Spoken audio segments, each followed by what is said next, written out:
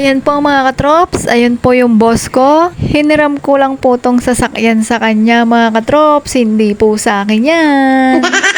Kaya advance ko na yung pasasalamat ko sa'yo, Boss Mig. Oh yeah! Hello po mga katrops, bali ngayong gabi na to ay may pupuntahan tayo, may kukunin tayo sa Caloocan mga katrops. Parang maglilipat bahay na tayo. May kukunin lang tayo, tara. Tara na mga katrops.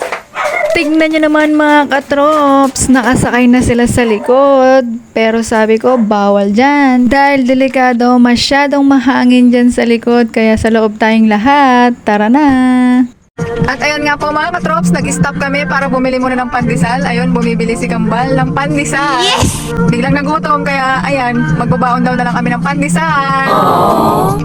Ayan po mga katrops, magpapaarga po tayo. Ayan. Ayun po, kinakargahan na. Ayan. Siyempre, painumin muna natin daw yung ating sasakyan bago tayo sumabak. At yung mga kasama natin bubuhat. Oh no! At ayan po, maambon-ambon na po sa biyahe. Nag-stop po uli kami. Dahil, bibili na naman po uli ng baon. Ayun.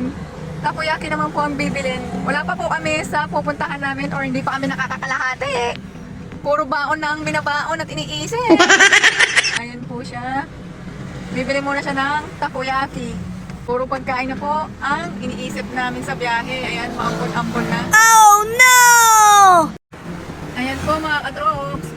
Hinihintay niya po yung binibili niya. At ayan na nga po siya mga katrops. Luto na yung kanyang takoyaki. Ayan na po mga katrops. Patawid na po siya.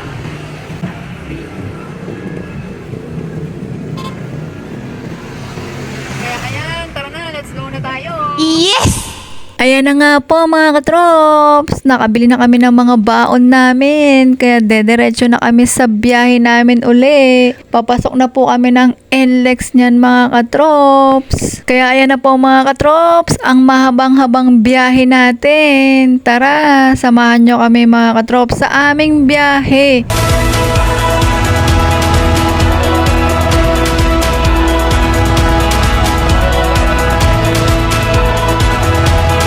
At habang nasa biyahe nga, ayan, kinain na po nila ang baon nilang takoyaki. Ayan, nahiya pa po sila sa pagnguya nilang malaki.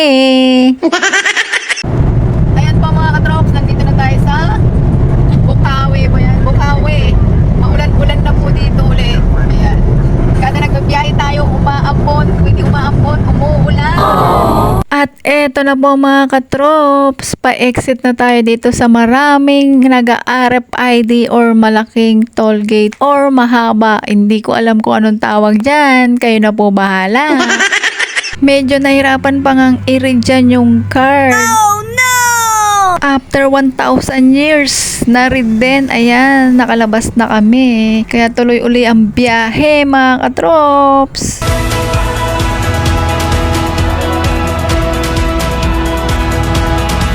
Kasabayan namin yung motor. Pero joke lang, 80 lang ang takbo namin. Kasi kami 80 lang takbo namin, yung nakamotor tumatakbo ng 200.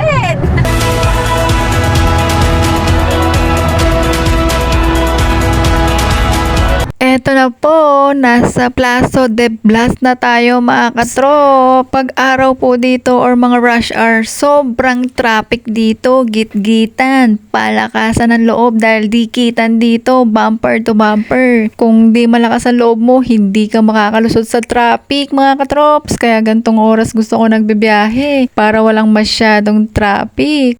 Ayun na po mga katrops, nandito na tayo sa road ng Vista Verde, papuntang Caloocan mga katrops.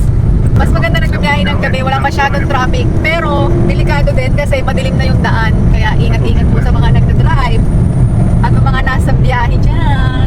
Eto na, pa Caloocan na kami.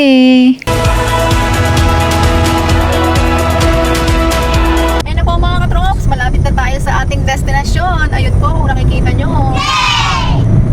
Ayan na po sa ating destination. Ayan po yung pula ba? Pula at saka cream na gate.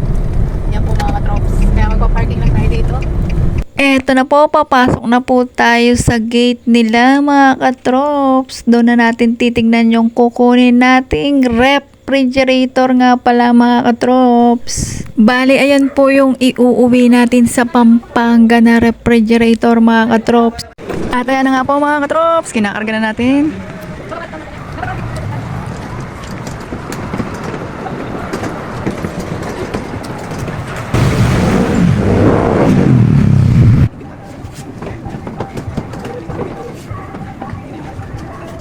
Ayan po mga katrops, tapos na kaming magkarga, pauwi na kami. Papuntang Pampanga, ay ang oras, tingnan niyo po ang oras sa biyahe namin. 2:47 na po ng umaga, pauwi pa lang kami ng Pampanga.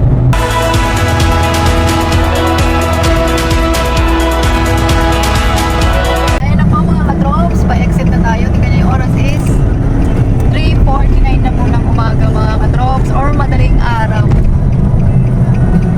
Ayan. Pa-exit na tayo ng Mabiga. Medyo malapit-lapit na tayo sa bahay mga katrops.